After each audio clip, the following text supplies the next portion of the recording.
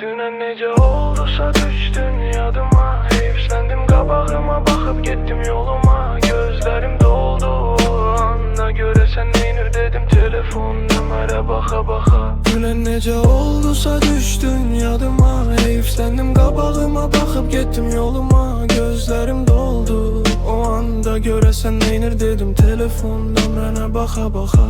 Ürəyim ağrıyır səni o halda görəndə. Məni görüb amma ki görməzdən gələndə.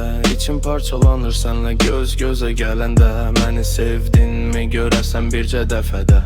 Sevilmə hissini heç hiss etmədim, amma mən sənə dünyaları verdim. Sən mənim hər şeyim idin, indi isə mənim üçün bambaşqa birisən. Eşitdim arxamca danışdığın sözləri. Mən sənə güvənmişdim, kaş ki güvənməzdim. O anlıq səndən nifrət etmək istədim, amma qəlbim bunun etmək istəmirdi.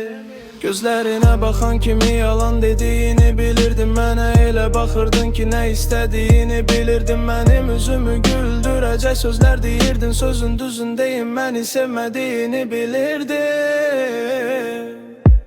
Dünən necə oldusa düşdün yadıma. Heyfsəndim qabağıma baxıb getdim yoluma. Gözlərim doldu o anda, görəsən neynir dedim telefon nömrənə baxa-baxa. Dünən necə oldusa düşdün yadıma. Heyfsəndim qabağıma baxıb getdim yoluma. Gözlərim doldu o anda, görəsən neynir dedim telefon nömrənə baxa-baxa.